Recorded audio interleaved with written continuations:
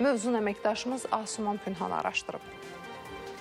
Türkiyədə baş verən zəlzələlər təbii fəlakətlərə hazır olmağın nə qədər vacib olduğunu bir daha xatırlatdı. Sarsıntılar bəzi bölgələrdə dağıntılara və insanlar arasında panikaya səbəb oldu. Nəticədə yüzlərlə insan qorxudan özünü binadan aşağı atıb. Bəs zəlzələ anında və ondan sonraki dövrdə nə etməliyik? 2023-cü ildə Hatay vilayətində yaşanan fəlakətin şahidi olan, hazırda isə ölkəmizdə təhsil alan Türkiyə vətəndaşı Özgür Koşun deyir ki, zəlzələ zamanı soyuqqanlı olmaq lazımdır. Sakin olmak önemli ilk önce çünkü biz Türkiye'de yaşadık bu depremi ve akın etmemek lazım, asansörlere, liftlere binmemek lazım. En tehlikeli etrafa acele saldırmak, bir daha depremden, zelzeleden sonra binaya geri girmek. Bir mesela telefonunu unuttunuz ya da bir özel eşyanız asla binaya girmemeniz lazım. Her an bina çökebiliyor. Öyle çok insan vefat etti Türkiye'de. Təəssüf ki, ölkəmizdə zəlzələ ilə bağlı maarifləndirmə işi elə də ürək açan deyil. Fövqəladə Hallar Nazirliyinin İctimaiyyətlə Əlaqələr şöbəsinin baş zabiti Mirramin Yunusov deyir ki,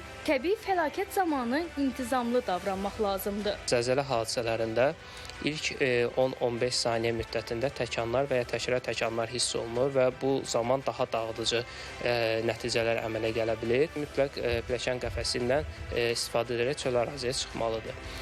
Zəlzələ zamanı evdə olarkən təşviş yaratmamalı, hündür mərtəbədən isə atlamaq qətiyyən qadağandır. Bundan başqa, əgər çölə çıxmaq imkanı yoxdursa, bunun üçün evin daha təhlükəsiz nöqtələrini gözləmək daha məqsəd uyğundur. Belə ki, evin daha qalın divarları və sütunları olan nöqtələrdə gözləmək və yaxud da dəmir ayaqlığı olan masaların altında yarım oturaq vəziyyətdə və yaxud da uzanıq vəziyyətdə ayaqları qatlayaraq baş və boyun hissələri qorumaqla gözləmək lazımdır. Zəlzələ zamanı hərəkətdə olan avtomobili mütləq saxlamaq və gözləmək lazımdır. Hündür mərtəbəli binaların, ağacların, dirəklərin olduğu yerlərdən uzaq durmaq məsləhətdir. Bundan başqa hər bir evdə fövqəladə vəziyyət zamanı bizə lazım olacaq avadanlıqların toplandığı çanta olmalıdır. Bu gördüyünüz fövqəladə hallar çantasıdır. Buna zəlzələ çantası da deyə bilərik.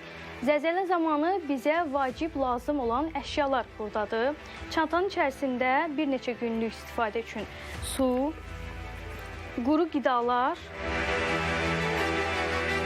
şəxsi gigiyenik vasitələr var. Bundan başqa ədyal, dəsmal var və ilkin tibbi yardım vasitələri var çantanın içərisində.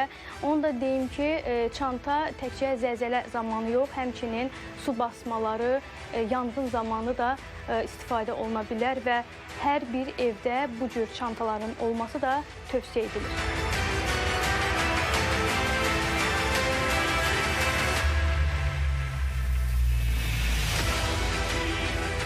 Zəlzələnin nə zaman baş verəcəyini bilmirik, amma ona hazır olmaq bizim əlimizdədir. Asuman Pünhan, Seymur Səmədov, Yalçın Əmirzadə.